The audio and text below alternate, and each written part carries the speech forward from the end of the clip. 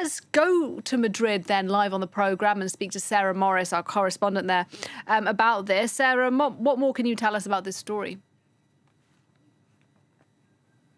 Well, the Spanish government has essentially created 2 temporary reception centres, and they can accommodate 1,800 migrants.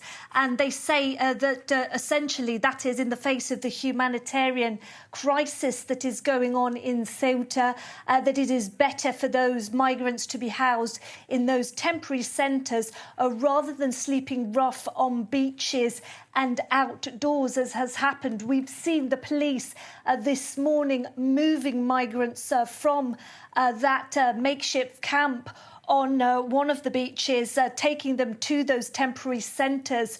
And yes, as you mentioned, the situation there is pretty untenable. There's a reception centre, which is a permanent one. It has space for just 500 migrants. But of those 72,000 migrants that came in almost 3 weeks ago, we've seen about 70,000 return back to Morocco. But potentially some of the authorities and police are saying there could be thousands, 4,000 to 7,000 still in Ceuta.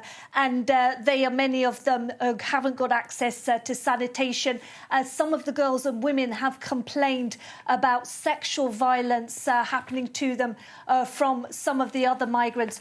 So getting them some safe accommodation has been a priority. And as you mentioned, those 500 minors who are under 18, they should be moved at some point to the mainland, which has been very contentious both within Spain and with the European Commission, because we've seen a spokesman from the European Commission saying that under EU law, all of those migrants should be sent back, accepted back by Morocco. But under Spanish law, special protection is given to those that are vulnerable children.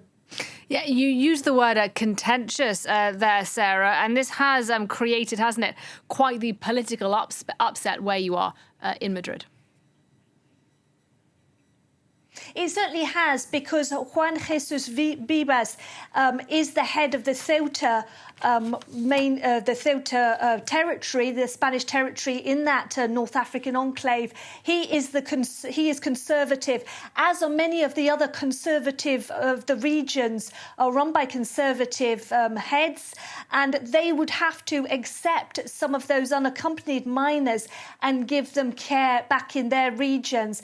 And a lot of those conservative regions are reliant on the support of the far-right party Vox.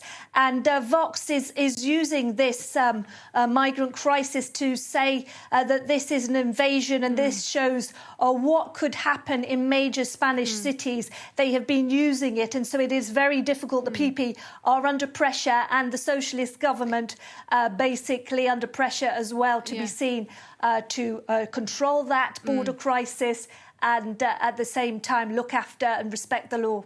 All right, thank you very much, Sarah Morris, for us there.